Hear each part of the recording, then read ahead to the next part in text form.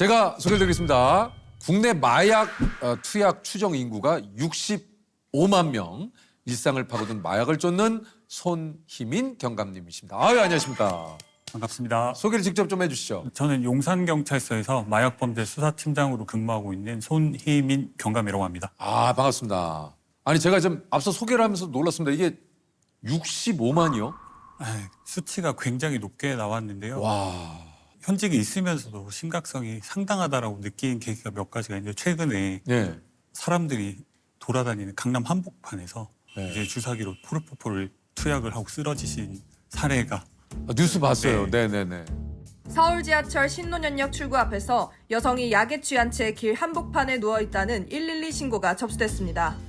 주사기를 꺼내 프로포폴을 투약했다는 목격자의 진술도 있었습니다. 중앙선을 넘어서 보시는 것처럼 반대편 도로로 돌진하더니 연석을 들이받고 멈춥니다. 말 그대로 이게 지금 과거에 뭐 우리나라가 이제 마약 청정국이다 뭐 이런 지위를 뭐 이런 건 좀 오래됐고 맞습니다. 이제 그 굉장히 좀 심각한 경고음이 좀 그 곳곳에 들리고 있는데 특히 더 심각한 게 이제 2030, 20대, 30대 이 젊은 층에서 이제 마약을 이제 투약하는 경우가 굉장히 좀 많다고요. 네, 마약범죄의 저연령화는 뚜렷한 추세인데요. 네. 작년 기준으로 봤을 때는 전체 마약 사범 중에 59.4% 정도가 2030이고 어. 이대로 계속 가다가는 그 미국의 필라델피아 거리에 있는 그 맞아요, 좀비들처럼 서 있는 그 좀비랜드의 광경이 우리나라에서도 펼쳐질 수 있지 않을까 많이 걱정이 되는 상황입니다. 이게 이제 갑자기 어디가 이렇게 뭐 뚫린 것도 아니고 이렇게 우리나라에서 마약이 이렇게까지 좀 빈번해지고 일상화된 이유가 좀 있을까요?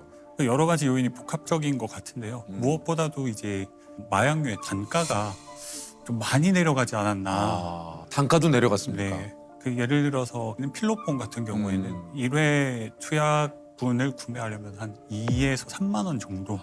아, 어떤 분들은 이제 마약류가 피자 한 판 값이다라고 와. 말씀하시는 분들도 계시더라고요.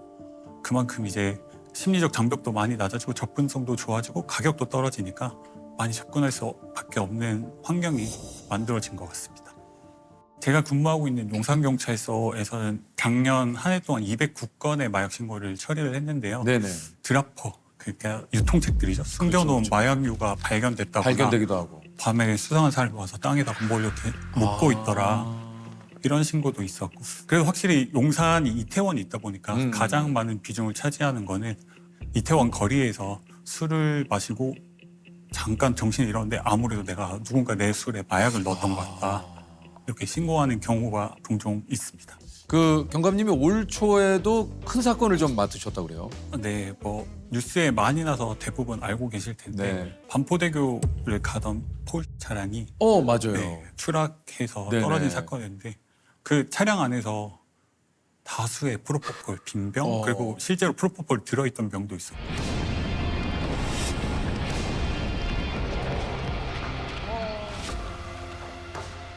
사고 현장에선 다량의 프로포폴을 비롯해 마취용 약물과 일회용 주사기 등이 발견됐습니다.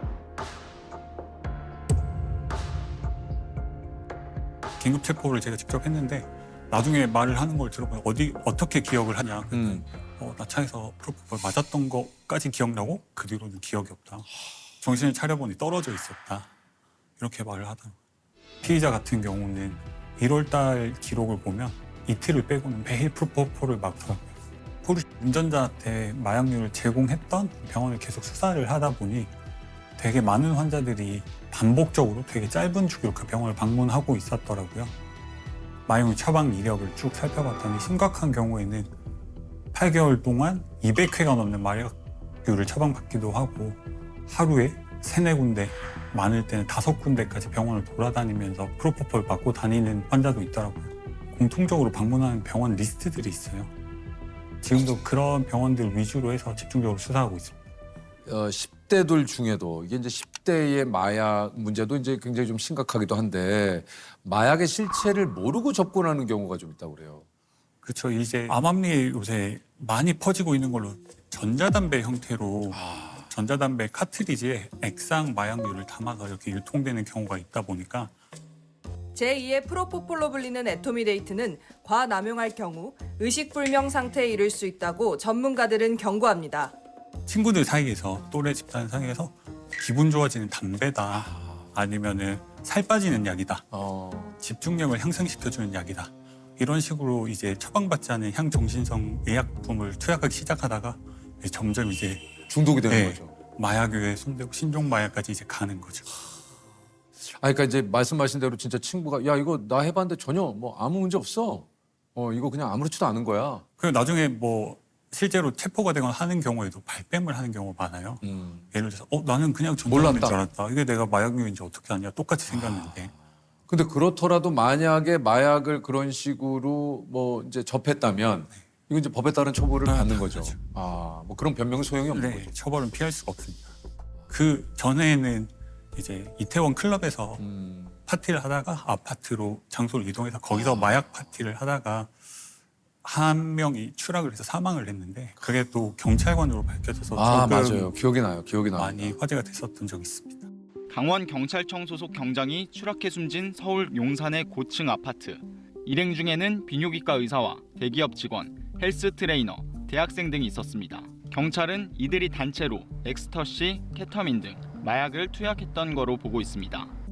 이제 마약을 수사해야 되는 경찰 조직의 일원이 마약을 투약했다. 이게 밝혀진 사건이다 보니까 이런 일련의 사건들을 보면서 우리 사회 곳곳에 마약이 퍼져 있구나. 그걸 계기로 이제 경찰 공무원 채용 시에 모두 다 6종 마약류를 다 검사하기로 법률이 개정돼서 25년부터는 모두 마약 검사를 받고 있고요. 올해부터는 이제 모든 공무원으로 확대돼서 전체 공무원이 채용 시에 마약 검사를 필수적으로 받게 돼 있습니다. 신고받고 출동을 하면 이제 마약에 취해서 이게 이제 출동하신 그 경찰분들을 좀 위협하기도 한다면서요. 칼을 들고 흉기난동을 부린다던가 아니면은 투신을 하겠다고 협박을 한다던가 환각이나 이런 증상들이 있다 보니까 누가 자기를 죽이러 왔다라고 아예 망상을 하면서 흉기를 들고 대항하는 경우도 있고요. 이게 이제 마약을 투약한 사람들을 검거하는 것도 일입니다만 잡아온다고 하더라도 계속해서 끊임없이 그러니까 이제 진짜 현장에 있는 분들의 스트레스와 이게 좀 힘든 부분이 정말 좀 많으실 것 같다고 생각합니다. 아무래도 마약류 사범에 대한 처벌이 좀 더 강화될 필요가 있지 않나. 저희 재범인 피의자를 구속해서 송치했는데도 4개월 있다 또 나와서 연락이 온다던가 좀 격리를 오래 시켜서 최소한 중독 치료를 완료를 하고 나올 수 있는 시스템이 갖춰지면 좀 더 좋지 않을까. 자기가 체포당할 거를 예상을 했는지 대형 로펌을 선임해서 변호사를 대동하고 자진 출석한 피의자가 있었는데요. 저희 경찰서 와서 조사를 받고 채 한 달이 지나지 않아서 또 필로폰을 투약하고 흉기를 들고 난동을 부리다가 체포되기도 했었습니다. 당연히 자기가 지금 중하게 처벌받을 게 예상되는데도 불구하고 그 충동을 이기지 못해서 계속해서 이제 투약을 하는 거죠. 중독이라는 건 처음부터 내가 중독이 되겠다라고 생각하고 시작하는 경우는 없거든요. 자기 의지로 끊는 게 정말 쉽지 않거든요. 그래서 애초에 호기심조차 갖지 않는 게 좋다고 생각합니다.